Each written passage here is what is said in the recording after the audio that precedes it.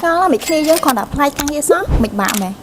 ម៉ែនឹងគាត់តែមើលការងារណាដែលពេញចិត្តក្នុង app ហើយចុច apply មកដូចប្របាក់មែនហើយបើដឹងថាធ្វើមិនចុច apply មិនចាំខ្ញុំប្រាប់អញ្ចឹងនៅពេលដែលយើងបើក app working ណាមកយើងត្រូវការបង្កើត account អញ្ចឹងបើសិនជាអ្នកនរគ្នាអត់ទាន់មាន account ទេអ្នកនរគ្នាអាចចូលមកកន្លែងហ្នឹងហើយធ្វើតាមខ្ញុំហើយចុច delete ហើយចុចជ្រើសរើស resume ទៅគឺ upload ទៅគឺហើយតែ account ហ្នឹងគឺខ្ញុំមានហើយអញ្ចឹងគឺអត់ចាំបាច់ត្រូវការធ្វើអីទេ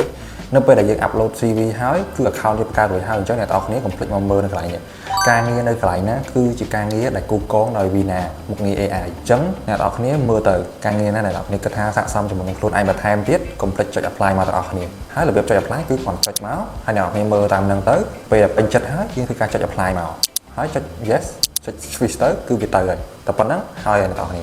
អញ្ចឹងជប់អត់មាន confidence ក្នុងការដាក់ពាក្យការងារជាមួយនឹង app working ណាទៀតទៅស្រួលសឹងអីនឹងធ្វើអត់ មែនឯង